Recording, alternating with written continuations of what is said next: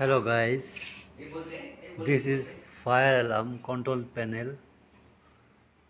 This is panel damage, not work.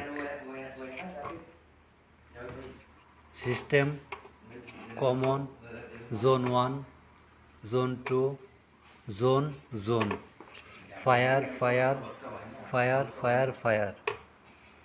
Sounder open circuit, sounder circuit, open circuit fault, এখানে সব দেওয়া আছে। এগুলো হচ্ছে লাইট, যদি আপনার লুপে কোনো সমস্যা হয় তাহলে এইগুলো হচ্ছে লাইট জ্বলে। তো এটা হচ্ছে রিসেট, যদি প্যানেলে কোনো সমস্যা হয়, ফায়ার আসার পর আপনারা ঠিক করলেন, কাজটা ঠিক করার পর এখানে রিসেট বাটনে টিপ দিলেন, প্রেস টু রিসেট। এই যে শব্দ, এই যে সাইলেন্স। ধরেন ইমার্জেন্সি অ্যালার্ম চলে আসলো, অ্যালার্ম আসার পরে আপনারা কী করলেন, প্রথমে হচ্ছে এখানে সাইলেন্ট করবেন, এই যে সাইলেন্ট, তারপরে রিসেট টিপ দিবেন।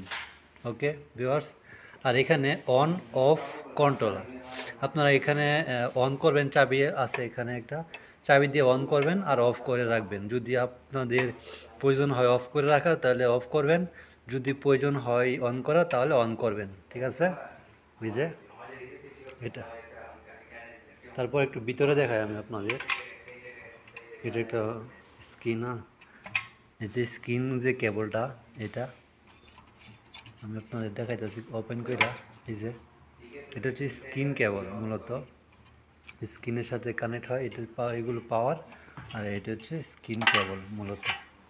এটা আমি আপনাদের আবার লাগিয়ে দেখাই সুন্দর করে, এভাবে দুইটা, এই যে দেখাইতেছি কীভাবে লাগাবেন। এই যে দুইটা লক, আবার এটা খুলতে গেলে এই যে লকটা এদিকে ডানে বামে করবেন, আবার চাপটা লাগাই দিবেন, ঠিক আছে? ওকে, তারপর এখানে আপনার আছে, দেখেন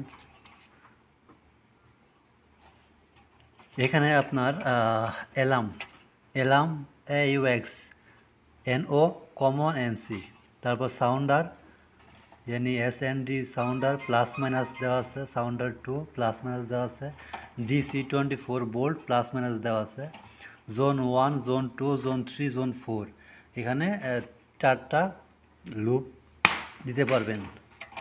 তারপর আপনারা, এটা হচ্ছে পাওয়ার, মূলত পাওয়ার, এটা হচ্ছে দুইটা ব্যাটারি 24 12 24